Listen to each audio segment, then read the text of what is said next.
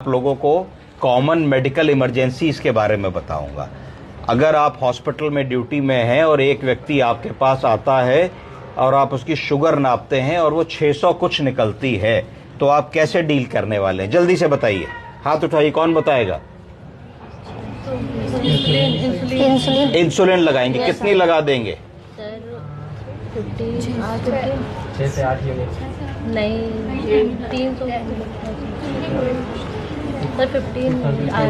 सबसे पहले अगर हम इमरजेंसी देख रहे हैं और हमारे पास मरीज आता है जिसकी शुगर अगर ज्यादा है, तो हम समझेंगे कि उसको हाइपरग्लाइसीमिया हो रहा है और हिस्ट्री लेके जानने की कोशिश करेंगे कि मरीज को डायबिटीज है कि नहीं है, तो कितने सालों से है, वो क्या दवा खाते थे, गोली खाते थे कि इंसुलिन पे थे, आज उन्होंने अपनी गोली खाई है कि नहीं, आज उन्होंने अपनी इंसुलिन लगाई है कि नहीं। इतनी हिस्ट्री हम लोग 10, 20, 30 सेकंड में जरूर पूछ लेंगे। उसके बाद फिर हम सोचेंगे कि अगर एक मरीज ऐसा आया है जिसको शुगर बहुत ज्यादा है, तो एक शुगर का कॉम्प्लिकेशन होता है जिसको डायबिटिक कीटोएसिडोसिस कहते हैं। क्या कहते हैं? डायबिटिक कीटो, DKA। वो तो नहीं है, तो तुरंत हम उसके यूरिन में कीटोन्स की जांच को भी भेज देंगे और उसको हम देखेंगे कि शुगर 600 अगर है, तो हम लोग तो यहाँ पे ऐसा करते हैं कि एक हम 10 मिनट बाद एक उसको रिंगर लैक्टेट या उसको नॉर्मल सलाइन धीरे से लगा दी, एक IV एक्सेस ले लिया, एक 10 मिनट बाद दूसरे सोर्स से शुगर को एक बार क्रॉस चेक कर लेते हैं। क्योंकि कई बार एक ऐसी मिस्टेक होती है कि शुगर गलती से ज्यादा आ जाती है। गलती से ज्यादा कैसे आ सकती है? अगर मानो कि एक मरीज है, वो घर में जो है उसको एक रसगुल्ला दे दिया गया पकड़ने के लिए, मिठाई दे दी गई और उसने हाथ नहीं धोया, तो तुमने प्रिक किया, तो उस पॉइंट पे अगर ब्लड आएगा तो कंटामिनेट होकर के शुगर ज्यादा आ जाएगी। तो एक सेकंड हाफ से भी 2 मिनट बाद शुगर चेक कर लो। अगर दोनों रीडिंग्स तुम्हारी कोइंसाइड कर रही हैं, तो फिर तुम हाइपरग्लाइसीमिया के लक्षण पूछोगे। भाई हाइपरग्लाइसीमिया के लक्षण क्या है? प्यास बहुत लग रही है, वजन कम हो रहा है, पेशाब बार बार जा रहे हैं, तो सारे सिम्टम्स अगर वो बताते हैं कि हाँ हम ये कर रहे हैं, तो फिर इसका मतलब तुम्हें कन्फर्मेशन हो जाएगी कि भाई ऐसी प्रॉब्लम है। तब इसको मैनेज करने के तुम्हारे पास 2 तरीके होंगे। एक होगा कि तुम शॉर्ट एक्टिंग इंसुलिन से मैनेज करो, और दूसरा होगा कि लॉन्ग एक्टिंग यूनिट से मैनेज करो, और तीसरा होगा कि प्रीमिक्स इंसुलिन से मैनेज करो जिसमें लॉन्ग और शॉर्ट मिला दो। बेस्ट होगा ऐसी सिचुएशन में कि तुम शॉर्ट एक्टिंग इंसुलिन पकड़ो। अब शॉर्ट एक्टिंग इंसुलिन जो है वो कैसे लगाओगे? किसी भी इंसुलिन को लगाने के 3 रूट बने। कौन कौन से? सबसे पहला इंट्रामस्कुलर, दूसरा इंट्रावेनस, तीसरा सबक्यूटेनियस। अब तीनों रूटों में क्या फर्क है बताओ? अब बताओ कि सबक्यूटेनियस और इंट्रामस्कुलर तो एक ही जैसे हो गए, और इंट्रावेनस और सबक्यूटेनियस में क्या फर्क है? इंट्रावेनस वेन्स में लगाते हैं, और जो आईवी होता है उसको हम लोग ब्लड वेसल्स में देते हैं, और जो सबक्यूटेनियस होता है उसमें सबक्यूटेनियस टिश्यू में। कभी आपने सुना है कि इंसुलिन IV दी जाए? ये सर इन इमरजेंसी केस में देते हैं। In emergency. तो क्या फर्क होगा? लॉजिक दिमाग से सोचो, तो IV और इंट्रामस्कुलर देने में क्या फर्क होगा? इंट्रामस्कुलर IV जो तुम दोगे इंसुलिन को, वो तुरंत ब्लड में जाएगी और मिनटों में अपना काम करने लगेगी या सेकंडों में अपना काम करने लगेगी।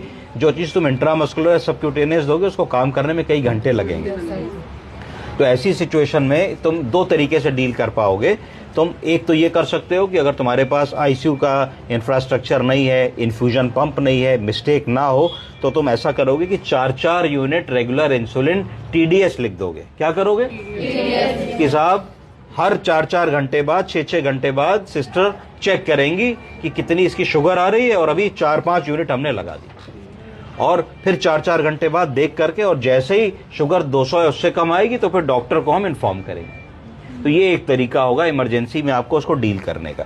दूसरा तरीका होगा, जो बेटर तरीका है, कि आप 50 यूनिट रेगुलर इंसुलिन लोगे। कितनी लोगे? 50 यूनिट। उसको 45 ml नॉर्मल सलाइन में घोल लोगे और सिरिंज में इन्फ्यूजन पंप बना करके टू स्टार्ट विद 2 या 3 ml पर आवर से लगा दोगे।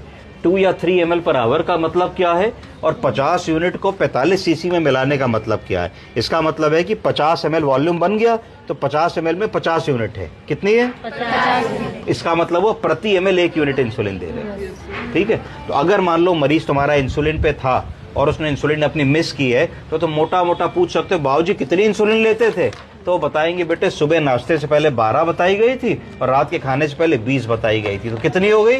32। तो तुम्हें मेंटली तुम्हें पता लगा कहीं ना कहीं से दिमाग में कि भाई ये 32 यूनिट इंसुलिन पे व्यक्ति था। तो इसका मतलब दिन में 24 घंटे होते हैं। तो अगर मैं इसको 2 ml पर आवर दे रहा हूं तो मतलब 2 यूनिट पर आवर जा रही है, इसका मतलब 24 घंटे में 48 यूनिट जाने वाली है। तो इसका मतलब इसकी खपत वैसे तो 1.5 ml की है, 1.5 ml करीब दोगे तो तुम करीब 35 यूनिट देने वाले हो, पर क्योंकि शुगर ज्यादा है तो तुम 2 ml से भी चांस ले सकते हो। और 4-4 घंटे बाद, 5-5 घंटे बाद शुगर को चेक करते रहोगे जब तक शुगर तुम्हारी नॉर्मल ना आ जाए। जब नॉर्मल आ जाती है, नॉर्मल शुगर की डेफिनेशन क्या है, अगर खाली पेट किसी की शुगर करो तो 70 से 100 नॉर्मल मानते हैं, और अगर भरे पेट या रैंडम करो तो 200 तक की शुगर को, 150 तक की शुगर को रैंडम मानते हैं, 150। जब मरीज अस्पताल में भर्ती होता है और ड्रिप्स पे चल रहा होता है तो उसकी फास्टिंग शुगर की वैल्यू नहीं होती है, क्योंकि थोड़ी थोड़ी देर में हम ड्रिप दे रहे होते हैं, इंजेक्शन दे रहे होते हैं, किसी को राइस ट्यूब फीड दे रहे होते हैं, तो उसको रैंडम ही माना जाता है। तो अस्पताल की शुगर को रैंडम मानो और 150 शुगर को अपना बेस बना करके चलो।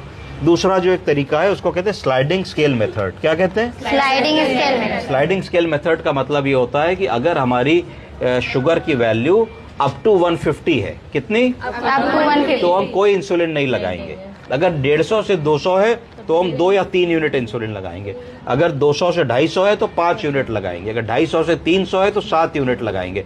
अगर 300 से 350 है तो 8 लगाएंगे, और अगर उससे भी ज्यादा है तो 10 लगा देंगे। तो ये स्लाइडिंग स्केल होता है। पर स्लाइडिंग स्केल पे भरोसा करो, परंतु ये भी सोच करके चलो कि हर इंडिविजुअल आदमी का जो रिस्पॉन्स है वो इंडिविजुअलाइज्ड होता है। किसी आदमी में 4-5 यूनिट इंसुलिन लगाने से हाइपोग्लाइसीमिया नहीं हो सकता है, और किसी आदमी में हाइपोग्लाइसीमिया हो सकता है ना। तो इसको मेटिकुलसली देखना है। हाइपोग्लाइसीमिया अगर होने लगेगा ऐसे मरीज में तो कैसे पता लगाओगे? तुरंत तुम देखोगे कि उसकी खाल ठंडी पड़ने लगेगी, कोल्ड एंड कामी स्किन होने लगेगा, उसका रेस्पिरेटरी रेट थोड़ा सा कम होने लगेगा, ब्रीदिंग शेलो होने लगेगी, कॉन्शियसनेस कम होने लगेगी, पल्स थ्रेडी होने लगेगी, चेतनता कम हो जाएगी। तुम कहोगे जीभ दिखाइए, नाम बताइए, तो मरीज डाउन होने लगेगा। तो तुरंत समझ जाओ भाई अभी आया था, बोल रहा था, हमने अभी इंसुलिन लगाई है, ऐसा हुआ है, तो तुरंत शुगर फिर से चेक करनी है। अगर शुगर 80-90 आती है, 70-40 आती है, तो इसका मतलब हाइपोग्लाइसीमिया हो गया है, तुरंत इंसुलिन रोकनी है और 25% ग्लूकोज लगाना है। और एक और इंजेक्शन होता है, इंट्रामस्कुलर लगाते हैं ग्लूकोज का, जहां पे आईवी एक्सेस नहीं मिलता है, उसको क्या कहते हैं? ग्लूकागॉन। ग्लूकागॉन। तो जो भी मरीज को डायबिटीज की बीमारी है और घर में इंसुलिन बताया जाता है तो उसको आपको बताना है कि ग्लूकागॉन का इंट्रामस्कुलर इंजेक्शन रखिए। और अगर कभी भी ऐसा हो कि मरीज बेहोश हो गया तो अस्पताल आने तक में लो शुगर से ब्रेन डैमेज हो सकता है, वो ना हो तो घर का कोई भी आदमी जैसे इंसुलिन लगा रहे वैसे कहीं भी पेट में, हाथ में, पैर में वो इंजेक्शन लगा देगा, तो शुगर इतनी कम नहीं होगी, शुगर मिलने लगेगी। तो ये बारी आई कि हमने कैसे हाइपोग्लाइसीमिया को डायग्नोस किया, कैसे हमने हाइपरग्लाइसीमिया को डायग्नोस किया, हाइपो को डायग्नोस किया, कैसे उसको हमने मैनेज कर लिया।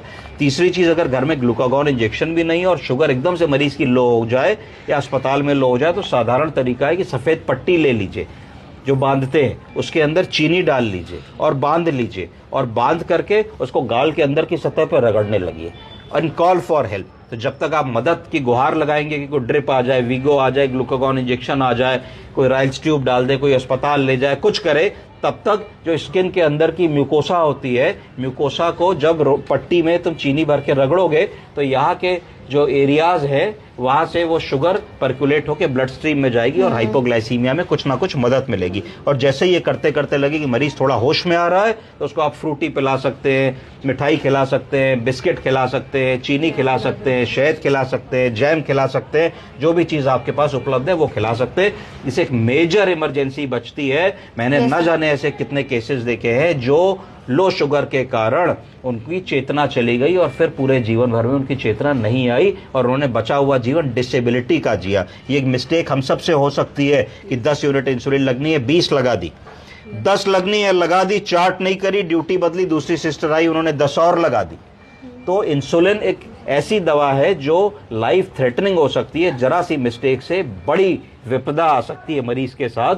और थोड़ा सा आलस करके, रात है, चलो मरीज सो रहा है, बाद में नाप लेंगे, छोड़ दो, नींद आ गई, तो भी बड़ी मिस्टेक हो सकती है। जब भी किसी को इंट्रावेनस इंसुलिन दे रहे हो तो एक जिम्मेदारी ले ली है अपने सर पे कि अगर शुगर लो होगी तो वो उसको दिक्कत हो सकती है। तो we have to be very honest with that. ठीक, कोई सवाल? No sir. चलो गुड।